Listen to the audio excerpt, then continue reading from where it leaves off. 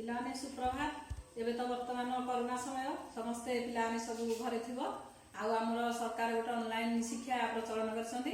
आमे चलो गोटे कविता पढ़िबा षष्ठ श्रेणी जे शरत नई कूले।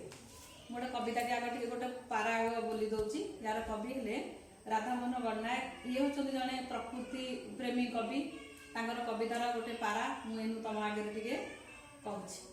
शरत नई कूले बसीछि मुहि छाई छैल आम्र तरु मूले प्रकृतिर सबुज कोल ए मन मोर हेउछि भोल नयन मम भ्रमर सम माधुरी चाखी भूले नईर जल धारा चालिछि छाई आलुआ तले दिसुछि मनोहरा हराई गछ पतर राशि समीर धीरे पड़ई झासी गोटी की गोटी पड़ुछि लोटी चपल ढेउ माला।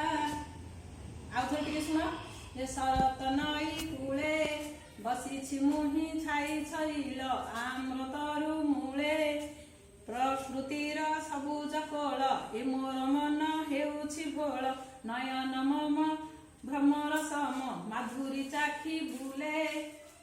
पिलाने वर्तमान ये कवितार कवि हेले प्रकृति कवि राधामोहन गणनायक। याकर 1911 जन्म 2000 मसीहार तांकर इहधाम से त्याग करथिले। तांकर जन्म हेतिला अनुगुळर कलंडापाळ ग्राम रे। तांकर रचना भितरे सामुकार स्वप्न उत्कलिका पशुपक्षीर काव्य इत्यादि। ताले एई जो कविता शरत नई कूले एई कविता तांकर जो कैशोरिका कविता पुस्तक रु आसीछि। ताले एई कविताटी मु लिखि देछि तुम माने टिके देख। आ एई थरु किछि हमर कठिन शब्द अछि आमे तार अर्थ गुडी को ताला आमे जानि। ताले शरत नई कूले पिलाने हमर होछि वर्षक 12 मास आ 6 ऋतु। 6 ऋतु रे आमे तीनोटी ऋतु को आमे अनुभव करि थाई। वर्षा ग्रीष्म वर्षा शरत हेमंत शीत आ वसंत। जाल एटा होछि हमर कवि राधामोहन गणनायक। ये हमर गोटे शरत ऋतुर गोटे प्रकृति को नेकी गोटे कविता से रचना करछंती। जोटा कि से शरत ऋतुर गोटे नईकूलर बसछंती एवं से जो नईकूलर जो प्राकृतिक दृश्य सेठी उपस्थापना करछंती। जे शरत नई कूले माने शरत ऋतुर गोटे नदी कूल से बसछंती। बसीछि मुहि छाई छैल एवं से जगहटा बहुत आंब गछर भर्ती होइछि आ भल भाबरे छाई होइछि। से बसछंती सेठी आम्र तरु मूले आंब गछर मूलरे से सेठी बसी छंती।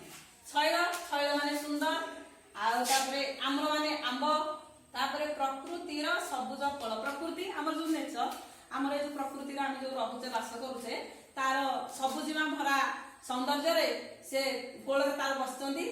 एमन मोर हेउछि भोल तार मनटा से प्रकृति को देखिकी एते माने शरत ऋतुर जो सौंदर्य जो नईकूल बसियार जो माने जो खिली खिली पवन सबुजिमा भरा वातावरण सेठी तांकर मन माने अति माने से भोल हे आछन माने अति माने आवेग आसे तांकर मन रे से प्रकृति सहित पूरा पूरी भाबरे जड़ित हे जाइछन्ती। नयन मम नयन नयन माने होछि आखि बा चक्षु। नयन मम मोर आखि भ्रमर सम भ्रमर भ्रमर माने भर भर जपरि सबले घुरी बुलु थाए कविंकर सेही परि भाबरे तांकर आखि दीटा भर भलिया घुरी बुलुची से प्रकृति को नेकी प्रकृतिर सौंदर्य को देखिकी से अति विमोहित हे जाइछन्ती। माधुरी चाखी भूले माने प्रकृतिर जो माधुरी बा सौंदर्य बा प्रकृतिर जो शोभा माने भ्रमर जेपरि सबुआडे बुली से सब तार दृश्य को उपभोग करथाए सेही परि भाबरे कविंकर नयन बा कविंकर आखि माने से जो प्रकृतिर माधुरी बा सौंदर्य को से उपभोग करछन्ती बोली कवि एठी कहिसन्ती। ताले आउ तुम मानकर कोन सब एथिर रहिला डाउट रहिला बा तुम माने कोन सब जानिया को चाहूछ तुम टिके भलो भाबरे पढ एवं मते तमरो जहा सब डाउट अछि ता क्लियर कर। आ काली हमें आ गोटे पारा पढिबा एतिको काली तुम खुशी मन रखिके आथिबो।